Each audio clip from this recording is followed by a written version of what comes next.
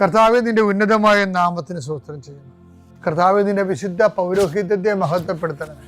കർത്താവേ, സഭയിലുള്ള സാന്നിധ്യം പ്രകടമാക്കണമേ. 39 വർഷം ഞാൻ അർപ്പിച്ച കൃപാന്റെ യുഗതിയാൽ കൃപാസ്ഥാനത്താറെ ജീവനോടെ പ്രത്യക്ഷപ്പെട്ട പരിശുദ്ധ അമ്മയുടെ മാധ്യസ്ഥത്താൽ പിതാവിൻ്റെയും പുത്രൻ്റെയും പരിശുദ്ധാത്മാവിൻ്റെ നാമത്തിൽ ഞാൻ നിങ്ങളെ ആശീർവദിക്കുന്നു. ഇന്ന് നിങ്ങൾ കടന്നു പോകുന്ന വിഷയങ്ങൾ, ഇന്ന് ചെയ്തു തീർക്കേണ്ട ഉത്തരവാദിത്തങ്ങളുടെ മേൽ കർത്താവ് ഏറ്റെടുക്കട്ടെ എന്ന് പ്രാർത്ഥിക്കുന്നു.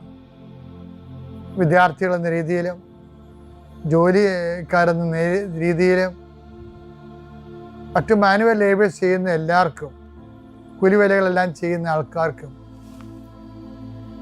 അവരുടെ മേലെല്ലാം രോഗമായിട്ടും പ്രയാസമായിട്ടും പണിപ്പാട്ടിൽ പ്രശ്നങ്ങളൊക്കെ ആയിട്ട് ജീവിക്കുന്നവരുണ്ട്. അവിടെ മനസ്സെല്ലാം മാറ്റി പ്രതിയോഗികൾ നിന്നിൽ ആശ്രയിക്കുന്നവനെ ജീവിച്ചു പോകാനുള്ള സാഹചര്യം ഉണ്ടാകാൻ ഇടയാക്കണമെന്ന് പ്രാർത്ഥിക്കുന്നു. കടമ്പകൾ കടന്നിട്ട് വേണം പല ഫയലുകളും ഒപ്പിടാനും പല വിഷയങ്ങൾക്കും തീർപ്പാക്കാനും. അങ്ങനെ കടമ്പകൾ കടന്നു പോകാൻ അശക്തമായിട്ടുള്ള എല്ലാ മേഖലകളെയും കർത്താവ് ഏറ്റെടുക്കട്ടെ.